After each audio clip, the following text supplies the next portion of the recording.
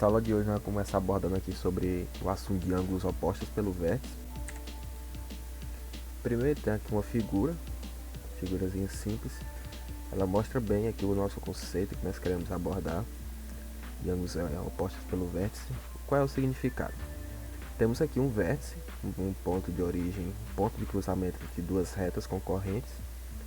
Para ser duas retas concorrentes, elas precisam se cruzar em algum ponto. Temos aqui um ponto de cruzamento no ponto O.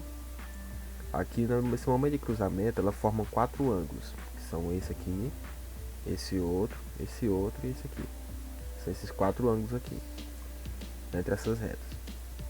Que é o ângulo DOC, tem um ângulo DOA, tem um ângulo AOB e tem um ângulo BOC.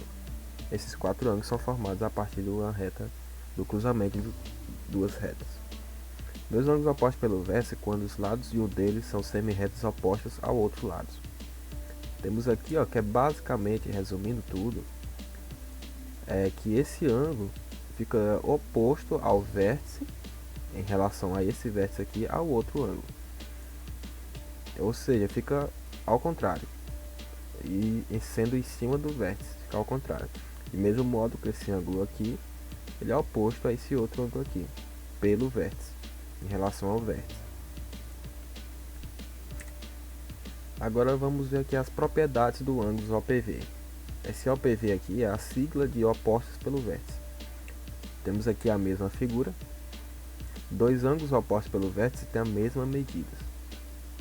Você observar bem aqui, ó, ela tem essa medida aqui de DOA, ela é igual a essa medida de COB, assim como essa medida de DOC, que é esse ângulo aqui, é igual a essa medida de AOB.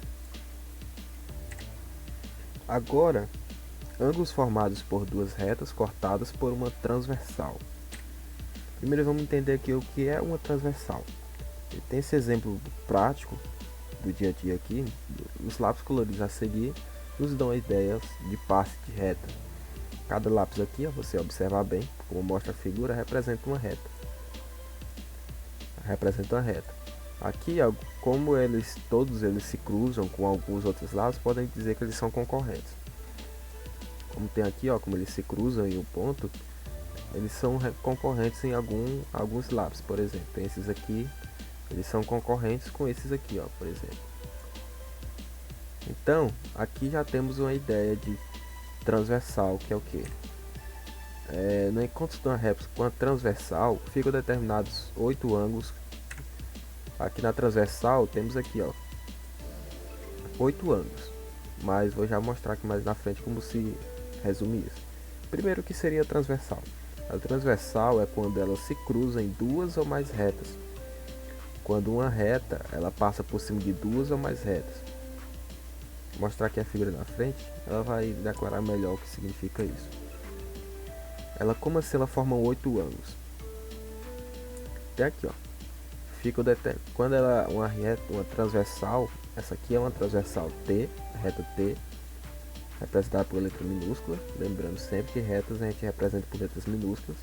Tem a reta T, a reta R e a reta S. Temos aqui essas duas retas. Em algum lugar do infinito pode perceber que elas se cruzam, elas não são paralelas. Aqui elas formam 8 ângulos. Você for ver aqui, ó, tem 4 aqui em cima e tem mais 4 aqui embaixo, formam 8 ângulos. Uma reta para ela ser transversal, ela precisa cruzar duas ou mais retas em um único ponto. Ela precisa cruzar duas ou mais retas. Aí aqui mais na frente vamos ver o que acontece com esses ângulos aqui e as nomenclaturas delas. Agora vamos ver as relações entre ângulos formados por duas retas paralelas cortadas por uma transversal. Ângulos correspondentes. Aqui temos uma transversal cortando. Aqui temos a transversal T cortando a reta R e a reta S. Aqui na nomenclatura ela diz que elas são paralelas. Lembrando que quando a gente vê esse R, quando vê o nome de a letra que representa a reta e essas duas barras e o nome da outra reta, significa que elas são paralelas. O que significa isso aqui? A reta R é paralela à reta S. E T é a transversal, porque ela cruza duas retas. Se tivesse outra reta aqui em cima, ela cruzaria três retas, e sendo assim ela é transversal. Se ela estivesse cruzando apenas uma, não tivesse outra reta aqui em cima, ela não era transversal, ela era apenas concorrente. Agora, o que seriam esses correspondentes? Considera as retas R e S paralelas entre si e uma transversal T que as intercepta com uma figura abaixo. Os ângulos A e B são correspondentes. Duas retas paralelas cortadas por uma transversal determinam ângulos correspondentes congruentes. Aqui, ó. Correspondentes porque elas estão no mesmo lado. Elas estão no mesmo lado da paralela, da transversal, na verdade. Então, e todas as duas estão na parte de cima das retas mencionadas. Veja aqui, ó. Elas estão pelo mesmo lado e estão na parte de cima. Aqui são correspondentes. Lembrando que nas retas paralelas, nessas retas aqui, ó, por exemplo, a gente não pode afirmar que esse ângulo B aqui e esse ângulo F aqui são iguais. A gente não pode afirmar porque elas não são paralelas, essa reta R e S. A gente não pode dizer isso. A gente só pode aplicar essa afirmação aqui, ó, nas retas paralelas. Mas nas retas que não são paralelas, aqui, essas duas aqui, que não são paralelas, elas também podem ser chamadas de ângulos correspondentes, desde que elas estejam na parte de cima da reta, das duas retas, e esteja no mesmo lado da transversal. Os ângulos alternos internos e ângulos alternos externos. Primeiro, bora entender aqui o que significa essa palavra alternos aqui, ó. Eles dizem que são alternos, significa basicamente alternados. Alternados como? Por exemplo, tendo essa figura aqui, ó, temos aqui que esse ângulo C aqui, ó, e esse ângulo B, eles são alternos, porque um está de um lado da reta e outro está do outro lado. Basicamente isso, para dizer que eles são alternos. Da mesma forma está aqui, ó, nessa figura aqui embaixo. Esse ângulo A aqui, ó, ele é alterno em relação a esse ângulo C aqui. Agora, como assim interno? Eles são alternos internos, são alternadamente internos, ó, alternado, relacionado à palavra alternos. Eles são alternos internos porque eles estão dos lados opostos da transversal. Esse banho está desse lado e esse C está desse outro lado. Então eles são alternos internos porque eles estão do lado de dentro da figura. Eles estão do lado de dentro da reta do plano. Ó, observe que o C está de baixo e esse B aqui está em cima. Ele está do lado de dentro do corte. Já aqui, ó, nessa figura aqui embaixo, essa aqui é a representação de alternos internos, pelo lado de dentro. Eles estão alternados no lado de dentro da figura. Já aqui, ó, observe que ele diz aqui alternos externos também, ó. Agora nessa figura aqui ele mostra, ó, esse ângulo A aqui, ó, e esse ângulo C, eles estão do lado de fora da figura. E só que eles estão do lado oposto. Um está de um lado e o outro está do outro lado aqui já. Então eles são alternos e externos, pelo lado de fora.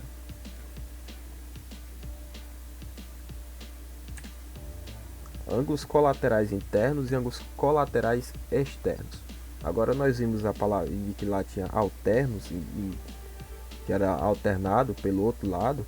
Agora que nós temos colaterais. E olha aqui, colaterais, mesmo lado. Temos aqui que eles são colaterais porque eles estão pelo mesmo lado.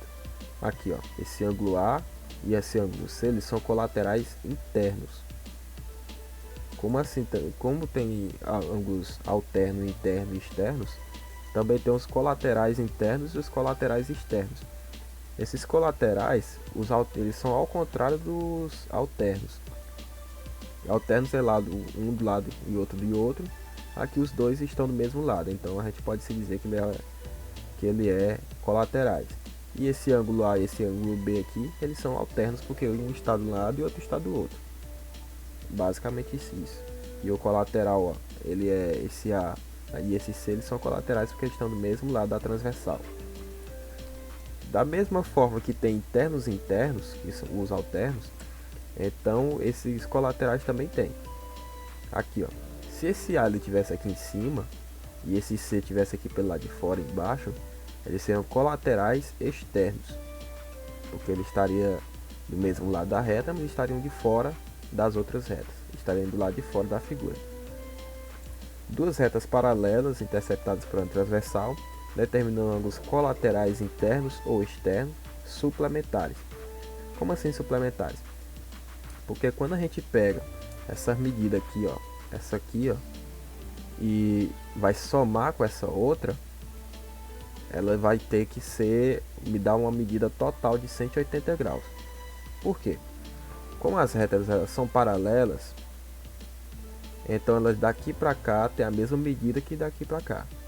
Elas sempre têm a mesma medida, certo?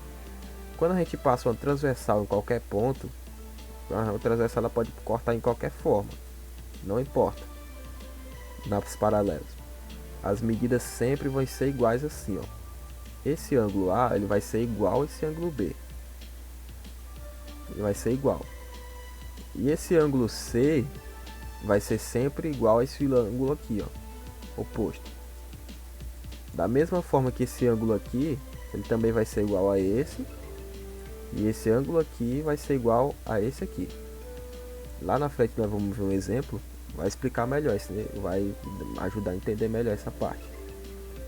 Se a gente, como assim que eles são iguais? Já que a gente sabe que esse ângulo A aqui, ele é igual a esse ângulo B, então vamos trabalhar com essa parte. Se você for ver aqui, esse B e esse C aqui, ó, eles formam um ângulo de 180 graus, como mencionado aqui embaixo.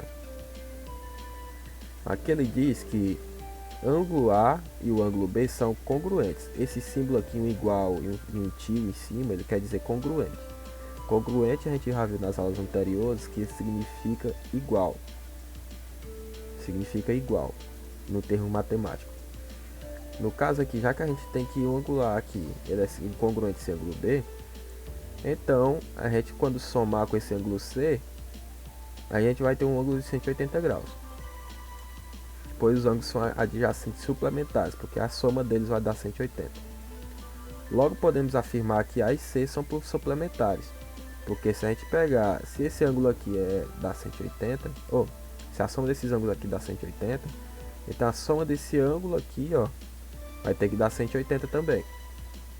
Então a gente pode dizer que esse ângulo aqui, eles são suplementares aqui também, ó. Da mesma forma vai funcionar para essa parte de cima, ela vai ser congruente para essa parte de baixo. Se a gente observar bem, aqui ele vai dar que são opostos pelo vértice, ó. E aqui também. Da mesma forma aqui em cima. As medidas vão ser sempre iguais. Nesse exemplo aqui, ó, vamos calcular a medida dos ângulos em destaque na figura a seguir. Os ângulos em destaque são esses, aqui. A gente aprendeu na questão anterior que eles são iguais, são congruentes. Se esse ângulo aqui é congruente a esse, então a gente tem que ele tem as mesmas medidas. Com base nisso, a gente vai calcular o valor de x. Calcular a medida, primeiro calcular o valor de x e depois pegar qualquer um dos ângulos, já que eles são iguais, pegar qualquer um dessas medidas aqui e calcular o valor e substituir o valor de x e encontrar o cálculo. Aqui, ó. Sabendo que os ângulos alternos internos são iguais, podemos escrever a seguinte equação. Ó, veja que ele já disse aqui, ó, alternos internos, porque eles estão em lados opostos da transversal, que a transversal é essa aqui, eles estão em lados opostos, a transversal, um está do lado, outro está do outro. E aqui ele está interno, porque eles estão pelo lado de dentro da figura, ele está entre as duas retas cortadas, que foram transpassadas. São iguais, podemos escrever a seguinte equação. Como eu disse, já que a gente sabe que essa medida aqui é igual a essa medida, então a gente pode pegar o cálculo e igualar elas aqui, colocar uma que é igual a outra.